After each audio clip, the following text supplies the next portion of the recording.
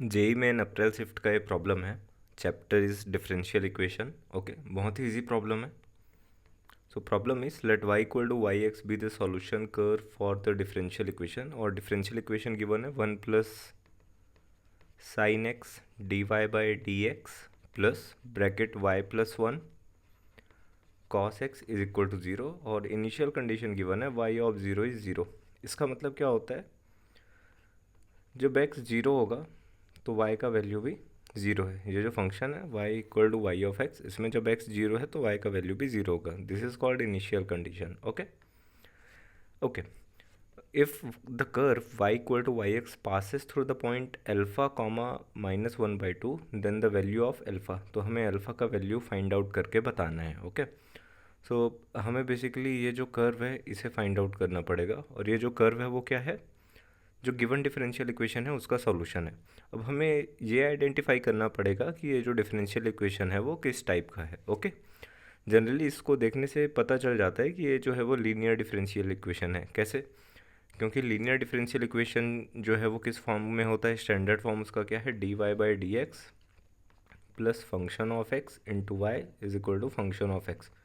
This is the standard form for the linear differential equation. Okay, और इस differential equation का solution हम कैसे लिखते हैं, सबसे पहले इसका इंटीग्रेटिंग फैक्टर फाइंड आउट करते हैं। इंटीग्रेटिंग फैक्टर क्या होता है, e power integration function of x d x. This is the integrating factor. और फाइनली जब इसका सॉल्यूशन लिखा जाता है तो वो कैसे लिखते हैं, y into integrating factor is equal to function of x which is Q of x into integrating factor plus C. This is the solution. Okay, अब हम जो गिवन डिफरेंशियल इक्वेशन है उसे सॉल्व करते हैं। सबसे पहले इसको स्टैंडर्ड फॉर्म में कन्वर्ट कर लेते हैं।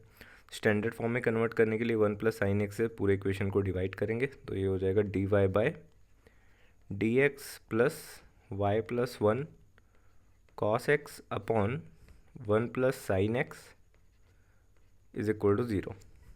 सो d y by d x plus यहाँ से आ जाएगा, टर्म्स को जब मल्टीप्लाई करेंगे तो cos x upon 1 plus sine x into y is equal to minus cos x upon 1 plus sine x. Okay, अब जब इसे स्टैंडर्ड फॉर्म से कन्वर्ट करेंगे, लीनियर डिफरेंशियल इक्वेशन के स्टैंडर्ड फॉर्म से कन्वर्ट करेंगे तो y का जो कोएफिशिएंट y के साथ जो मल्टीप्लिकेशन में, that is our p of x and this whole term is q of x। ये q ऑफ x है। ओके, तो नेक्स्ट स्टेप क्या होगा हमारा, इंटीग्रेटिंग फैक्टर फाइंड आउट करना। इंटीग्रेटिंग फैक्टर क्या होगा, e power integration p of x dx which is equal to e power integration p of x मतलब क्या, cos x upon 1 plus sine x dx। Okay, अब इसका integration करना है इस टर्म का।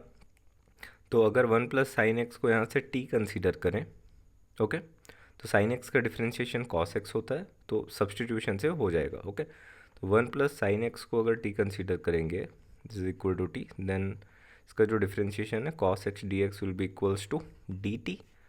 सो फाइनली यहाँ पर ये क्या आ जाएगा, e power integration 1 by t d t. और 1 बाई टी का इंटीग्रेशन क्या होता है, l n mod t. Okay, और एल एन का बेस क्या होगा, ई, और यहाँ पर भी ई है, so this is finally mod t. Okay, तो इंटीग्रेटिंग फैक्टर जो आया वो क्या आ गया, मॉड टी, मतलब टी हमने क्या ज्यूम किया था, 1 plus sine x, so this is 1 plus sine x. Okay, अब इसका सॉल्यूशन लिखेंगे हम। डिफरेंशियल इक्वेशन का सॉल्यूशन क्या होगा, y into integrating factor which is 1 plus sine x is equal to integration of q of x which is minus cos x upon 1 plus sin x into integrating factor 1 plus sin x plus c। okay, so these two terms will be cancel out। so यहाँ से cos x का integration क्या होता है, sin x, negative sign है यहाँ पे already, तो minus sine x plus C. This is our solution. Okay, 1 plus sine x. Okay, अब इनिशियल कंडीशन जो गिवन है उसे सब्सटीट्यूट करते हैं। जब x जीरो है तो y ज़ीरो है। ओके, तो सब्सटीट्यूट करते हैं यहाँ पे, तो y zero 1 plus sine zero is equal to negative sine zero plus C. Sine zero का वैल्यू क्या होता है, ज़ीरो, तो फाइनली इससे कांस्टेंट सी का जो वैल्यू आया वो क्या आ गया हमारा 0। तो जो सॉल्यूशन बना वो क्या बन गया, solution curve is y bracket 1 plus sine x is equal to minus sine x. This is the solution curve. Now this solution curve is passing through alpha comma minus 1/2। तो एल्फा कॉमा माइनस 1/2 से अगर पास होके जा रहा है तो उसे वो सेटिस्फाई करेगा एल्फा कॉमा माइनस 1/2 को। ओके, मतलब x के प्लेस पे आप एल्फा रखोगे तो y का जो वैल्यू है वो क्या मिलेगा, -1/2। तो y के प्लेस पे -1/2 ब्रैकेट 1 प्लस साइन x के प्लेस पे alpha is equal to minus sine alpha. Okay, cross multiply करेंगे तो क्या आ जाएगा, माइनस से माइनस तो कैंसिल हो गया, ठीक है।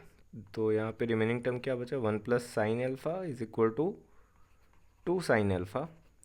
तो 2 sine alpha minus sine alpha is sine alpha is equal to 1। और साइन के कौन से एंगल में हमें आउटपुट 1 मिलता है, जब एल्फ़ा क्या हो जाए 90 डिग्री है।